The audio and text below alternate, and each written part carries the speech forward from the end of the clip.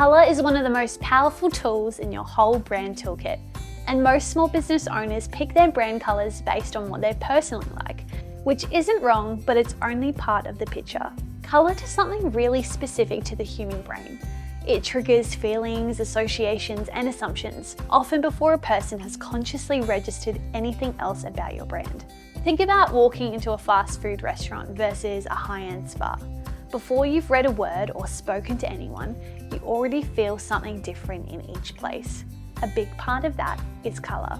Today we're going to talk about how to choose brand colours that actually work for your business and the psychology behind why certain colours make people feel certain things. Let's go through the main colours and what they tend to communicate. I'll say up front, these aren't absolute rules. Context, culture, and the specific shade you use all affect how a colour actually lands. But there are strong general patterns, and decades of research and millions of brands have borne out. Use this as a guide, not a rule book. Red.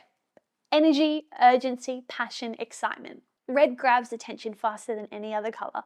It raises the heart rate slightly, which is why it's used so heavily in sales. Think clearance signs at fast food, think Coca-Cola, YouTube, Netflix. It's powerful, but it can also feel a bit aggressive if overused. It's great for calls to action, sales, promotions, or businesses that want to feel bold and energetic. Orange. Warmth, friendliness, creativity, enthusiasm. Orange has the energy of red, but friendlier and more approachable. It's not as widely used, which makes it stand out. Think Fanta, Etsy, Harley Davidson. It works really well for creative businesses, food, and anything wanting to feel fun and accessible without being aggressive. Yellow. Optimism, happiness, warmth, and clarity. Yellow is attention-grabbing and cheerful. It's the colour most associated with positivity. Think McDonald's Golden Arches, IKEA, Snapchat. But be careful, yellow can be hard to read on text, especially on a white or light background, and in large doses it can feel overwhelming or even anxious. Use it as an accent rather than a dominant colour in most cases. Green. Nature, health, growth, calm, and money. Green is incredibly versatile. Darker greens feel premium and natural. Think Harris Farms, John Deere. Brighter greens feel fresh and energetic. Think Spotify, Android. It's the go-to colour for health, wellness, sustainability, food, and finance. If your business has any connection to nature, well-being, or organic products, green is almost always a strong choice. Blue. Trust, reliability, professionalism, calm. Blue is the world's most universally liked colour and the most popular colour in corporate branding. Think Facebook, LinkedIn, PayPal, Samsung, or Ford. It communicates dependability and competence, which is why it dominates finance, technology, healthcare, and legal industries. If you want people to trust you, blue is a very safe and smart choice.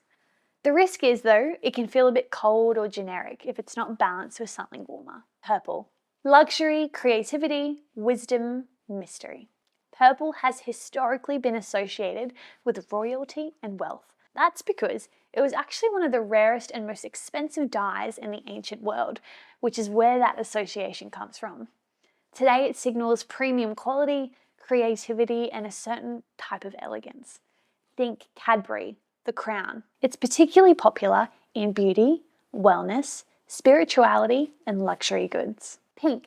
Femininity, playfulness, romance, Barbie. Pink has historically been strongly associated with femininity, but that's shifting. Brands like Glossier, Donut King use it in ways that make it feel modern and broad. Lighter pinks feel soft and nurturing. Hot pinks feel bold and fun. It's popular in beauty, wellness, fashion, food, and gift businesses. If your brand personality is warm and playful, pink can work beautifully. Brown and earth tones. Natural, honest, grounded, rustic. Earth tones have had a massive resurgence in recent years, particularly in food, coffee, skincare, and handmade goods. They can feel authentic, artisanal, and connected to nature. If you make things by hand, source locally, or even want your brand to just feel genuine and unpretentious, earthy tones are a really strong choice. Black. Sophistication, luxury, power, elegance. Black is the ultimate premium colour. Think Chanel, think Nike. It strips away everything unnecessary and says, we don't need to shout.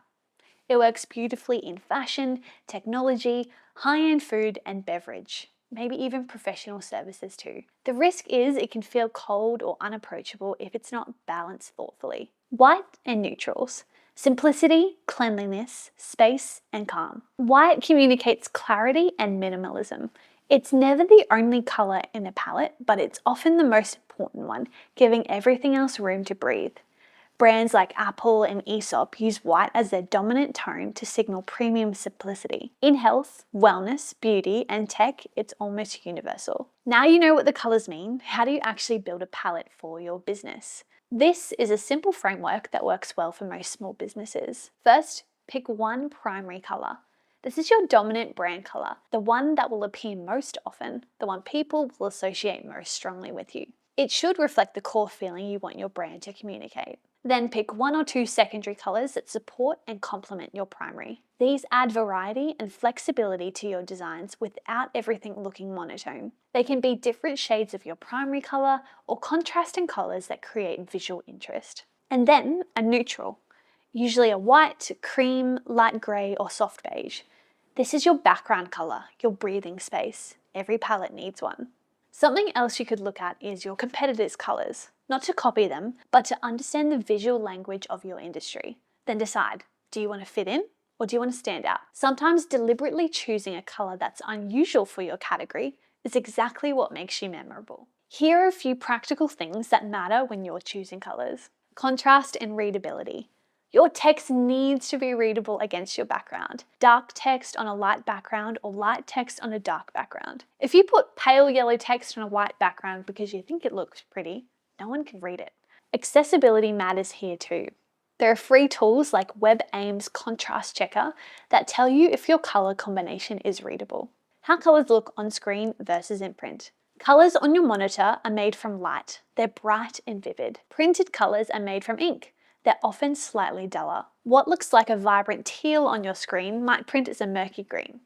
If you're printing anything, business cards, packaging, signage, always get a physical proof before you do a full print run. Write down your colour codes. Once you've chosen your palette, write down the hex codes for digital use and the Pantone or CMYK codes for print. This means every designer, printer or platform you ever work with can reproduce your exact colours. Without these codes, your brand colours could drift over time and everything might start to look inconsistent. Every year, there's a colour of the year, a trending palette, a shade everyone seems to be using all at once. And while it's fine to be aware of the trends, be careful about building your whole brand around one. Trends do date. What feels fresh and modern today can feel tired and overdone in 2 years. Choose colours that are authentic to your brand and your audience. Colours that you're going to be happy with for a long time. Colour is one of the most powerful and most underestimated tools you have as a small business owner. It communicates before you've said a word. It makes your brand recognisable. And when chosen intentionally, it attracts exactly the right customers and makes them feel exactly the right things about your business. If you missed the previous video on creating your business logo, go back and watch that one too. The two videos work together as your visual identity foundation.